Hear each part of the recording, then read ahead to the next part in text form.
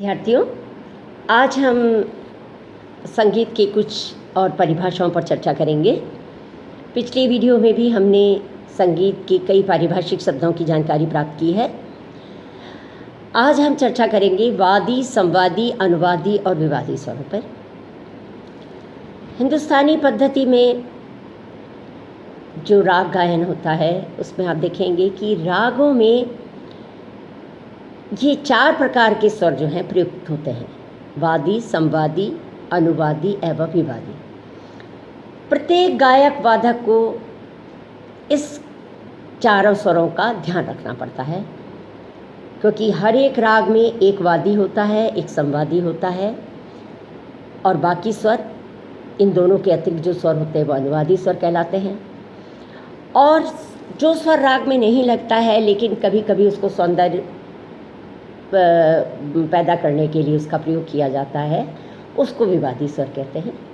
तो ये तो इसमें एक संक्षेप सी जानकारी है, लेकिन अब हम पहले विस्तार से जानकारी प्राप्त करेंगे कि पहले है वादी स्वर। वादी स्वर जो है राग का सबसे प्रोमिनेंट स्वर है, यानी प्रमुख स्वर कहलाता है। जो राग का एक तरह से प्रधान स्वर होता है, मुख्य स्वर होता है, बार बार उस स्वर का प्रयोग किया जाता है और सबसे अधिक प्रबल वो होता है, और उसी पर अन्य स्वरों की अपेक्षा न्यास या ठहराव होता है। जैसे कि राग यमन का वादी स्वर है गंधार, तो उसमें आप देखेंगे कि गंधार पर ही सर्वाधिक न्यास होता है। अधिकतर बंदिशों का सम जो है वो या उठाव जो है वो गंधार से होता है, तो गंधार उसका प्रोमिनेंट यानी वादी स्वर है।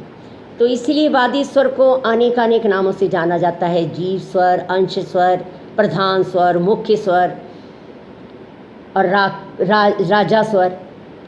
तो vadi swar is that note which is most frequently used in a raga, और it is the prominent note, or in fact you can say it is the life note of a raga, इसलिए इसको जीव स्वर कहा जाता है।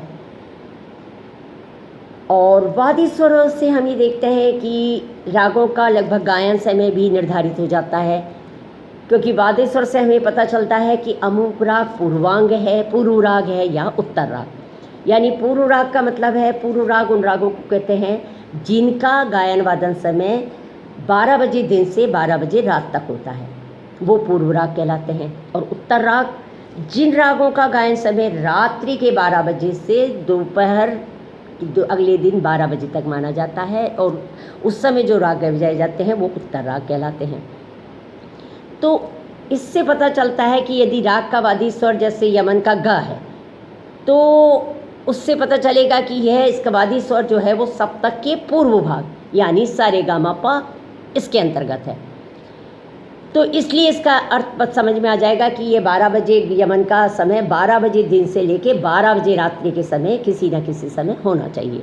तो एक इस तरह से ये समय का इससे पता चल जाता है कि अमुक राग के, क्योंकि अगर वादी सप्तक के पूर्व भाग का है या उत्तर भाग का है तो उस हिसाब से तय कर लेते हैं कि ये राग पूर्वांग कहलाएगा, पूर्व राग कहलाएगा या उत्तर राग। वादी स्वर की इतनी महत्ता है, इसी कारण उसको राग रूपी राज्य का राजा माना जाता है। उसके बिना, जैसे राजा के बगैर हम राज्य की कल्पना नहीं कर सकते, ऐसे ही राग की कल्पना वादी स्वर के बगैर असंभव है। अगला स्वर है संवादी। संवादी स्वर यानी जो स्वर राग में वादी स्वर से कम लेकिन अन्य स्वरों की अपेक्षा अधिक प्रयोग होता है या प्रबल रहता है, उससे संवादी कहते हैं। जैसे राग यमन में निषाद, क्योंकि गंधार के बाद निषाद ऐसा स्वर है कि जो बहुत प्रोमिनेंट है, अन्य स्वरों की अपेक्षा निषाद का बहुत महत्व है। संवादी का एक अर्थ ये है कि आपस में संवाद करने वाला, मतलब वादी से संवाद, एक संबंध रखने वाला। और ये इस तरह का आपस में दोनों में एक संबंध इस तरह का रहता है कि यानी जो स्वर वादी होता है तो उससे आप देखेंगे कि 5वां जो स्वर होता है वो संवादी रहता है, यानी उसमें 5 स्वर तक का अंतराल होना आवश्यक है। जैसे अब यमन का वादी ग है तो गा मा प ध नि, तो पांचवा स्वर आया निषाद, तो इसलिए उसका संवादी नी है। लेकिन अपवाद स्वरूप जैसे ये भोपाली है, उसका भी वादी गंधहार है, तो कायदे से तो उसका भी संवादी निषाद होना चाहिए, लेकिन उसमें माँ और नी वर्जित होते हैं। तो ऐसी स्थिति में जब पांचवा स्वर वर्जित हो तो चौथा स्वर जो है वो संवादी माना जाता है, इसीलिए भोपाली का संवादी दैवत होता है।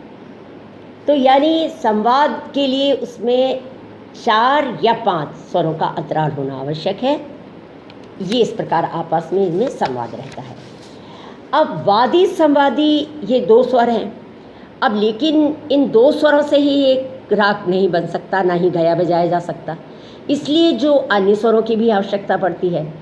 तो जो अन्य स्वर होते हैं, जैसे अगर आप यमन का ही हम उदाहरण लेके चल रहे हैं कि ग वादी है, नी संवादी है, तो उसके अतिरिक्त जो बाकी सब स्वर हैं वे सब अनुवादी स्वर कहलाते हैं, क्योंकि अनुवादी स्वरों का काम होता है वो वादी और संवादी के साथ सहयोग करते हुए राग की बढ़त करते हैं, राग को सौंदर्य प्रदान करते हैं और एक राग का रूप खाका तैयार करते हैं।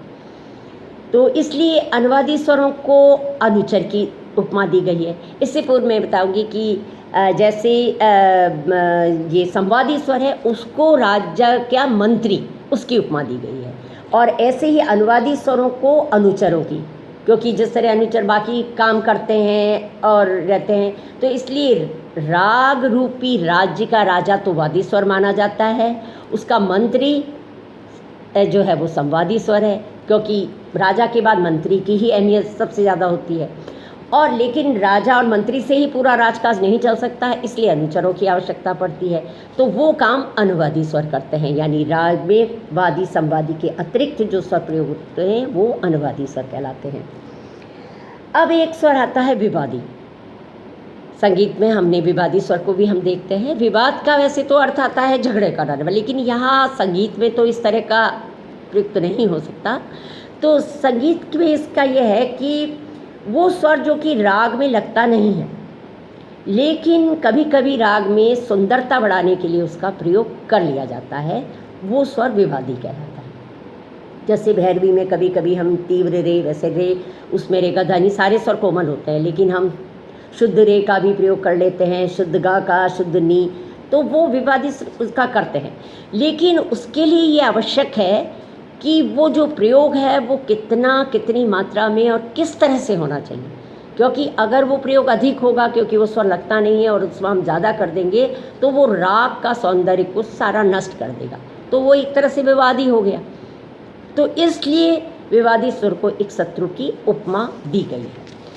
इस तरह से ये 4 प्रकार के जो स्वर माने गए हैं, वादी स्वर राजा, संवादी मंत्री, अनुवादी स्वर जो है वो जो है बाकी जो स्वर है वो उसके अनुचर, और विवादी स्वर शत्रु के जैसे जो है वो विवादी स्वर। इसलिए अभिनव राज मंजरी में लेखक ने लिखा है, वादी स्वरस्तु राजा, स्यान मंत्री संवादी विसंजितः, स्वरो विवादी वैरी स्यादु अनुवादी च नृत्यवत। अर्थात वादी स्वर को राजा के समान, संवादी स्वर को राजा के मंत्री के समान समझना चाहिए, विवादी स्वर को शत्रु के समान और अनुवादी स्वर को अनुचर के समान समझना चाहिए।